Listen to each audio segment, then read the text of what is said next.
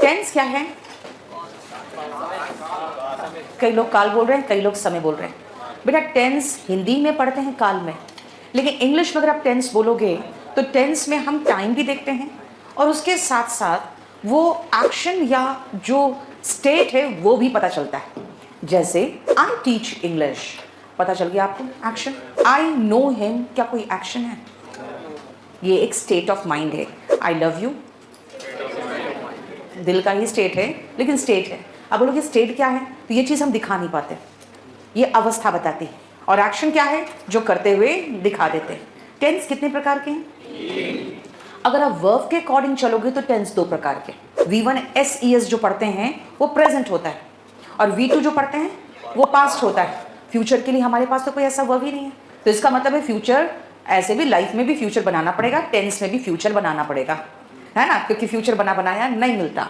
तो future tense हमारे verb में तो नहीं है। लेकिन अगर हम टेंस नॉर्मली बात करें कि टेंस कितने प्रकार के, तो ऐसे कहोगे वर्ब के अकॉर्डिंग देखें तो 2 है, ऐसे देखा जाए तो 3 है, present, past and future. Okay, इनके सब टाइप्स क्या क्या है? Very good. Simple present, simple past, simple future. इसको हम सिंपल या इंडेफिनिट भी कहते हैं। ये कोई डेफिनेट नहीं होता। अब इसे डेफिनेट नहीं होता मतलब अगर मैं कहूँ आई टीच यू, आपको टाइम तो नहीं बताया मैंने, लेकिन V1 लगा दिया तो प्रेजेंट है। आई सॉ हिम, टाइम नहीं बताया, चाहो तो बता भी सकते हो यस्टरडे, लेकिन जैसे V2 लगाया समझ में आ गया आपको, पास्ट है। वैसे फ्यूचर, जब भी फ्यूचर की बात करूं तो विल और शैल के बाद वर्ब का बेस फॉर्म, फर्स्ट फॉर्म नहीं, बेस फॉर्म, ठीक है। विल और शैल हर मॉडल के बाद वर्ब का बेस फॉर्म आता है। तो फ्यूचर जैसे विल और शैल देखे समझ में आ गया फ्यूचर है, और उसके बाद वर्ब का बेस फॉर्म देखे तो समझ में आ गया कि इंडेफिनिट वाला है। कॉन्टिन्यूअस मतलब कॉन्टिन्यूअस, हो रहा है प्रेजेंट कॉन्टिन्यूअस, हो रहा था पास्ट कॉन्टिन्यूअस, और हो रहा होगा फ्यूचर कॉन्टिन्यूअस। कई लोग ऐसे पढ़ा देते हैं कि रहा है रही है में जो खत्म होता है प्रेजेंट कॉन्टिन्यूअस है। मेरा कहना है कि मैक्सिमम सेंटेंस में ये सही है, लेकिन हर जगह नहीं है। जैसे I am standing, you are sitting, मैं खड़ी हूँ आप बैठे हो, कहाँ है रहा है रही? You are wearing a T shirt, कहाँ बोला तुम पहन रहे हो, तुम पहने हुए हो। तो वो आपको एक एहसास होना चाहिए। गोइंग ऑन कब? प्रेजेंट में present continuous, going on past में past continuous, going on future में फ्यूचर कॉन्टिन्यूअस। अब आओ परफेक्ट। जैसे मैं कहूँ परफेक्ट, तो आप इंग्लिश में परफेक्ट का मतलब होता है एकदम बहुत बढ़िया, एक्सेलेंट, उम्दा जो कहते हैं ना। लेकिन अगर हम परफेक्ट की बात करें टेंस में तो फील रखना खत्म। प्रेजेंट का परफेक्ट यानी प्रेजेंट में ही खत्म, पास्ट परफेक्ट पास्ट में ही खत्म हो चुका था, फ्यूचर परफेक्ट फ्यूचर में खत्म हो चुका होगा। मैं अभी अभी आई हूँ, I have come just now, अभी अभी हो चुका मेरा आना, है ना। इसका मतलब है खत्म, प्रेजेंट में खत्म प्रेजेंट परफेक्ट, पास्ट में ही खत्म हो चुका था पास्ट परफेक्ट, फ्यूचर में खत्म हो चुका होगा फ्यूचर परफेक्ट। लास्ट है परफेक्ट कॉन्टिन्यूअस। अब देखो परफेक्ट वर्ड भी है और कॉन्टिन्यूअस वर्ड भी है, दोनों वर्ड है।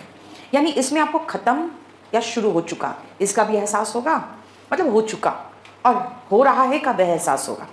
जैसे आप 8 बजे से पढ़ रहे हो, 8 बजे क्लास शुरू हो चुका, अभी भी चल रहा है, हो चुका परफेक्ट, अभी भी चल रहा है प्रेजेंट परफेक्ट कॉन्टिन्यूअस। आप 8 बजे से मैथ्स पढ़ रहे थे, 8 बजे शुरू हुआ, चलता रहा, पास्ट में कॉन्टिन्यूअस था, अब नहीं चल रहा, तो ये पास्ट परफेक्ट कॉन्टिन्यूअस है क्योंकि वो खत्म हो चुका।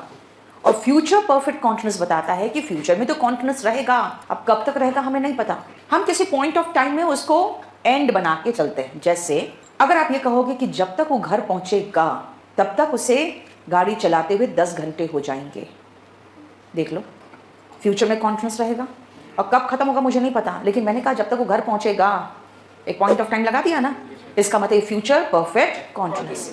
देखो सब अपने नाम के अकॉर्डिंग चल रहा है। सिंपल प्रेजेंट सिंपली प्रेजेंट बताया, सिंपली पास्ट बताया, सिंपली फ्यूचर बताया, जो सिंपल वाला है।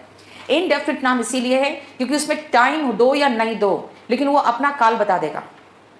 कॉन्टिन्यूअस एकदम स्ट्रेट बता रहा है, प्रेजेंट में हो रहा है, पास्ट में हो रहा था, फ्यूचर में हो रहा होगा।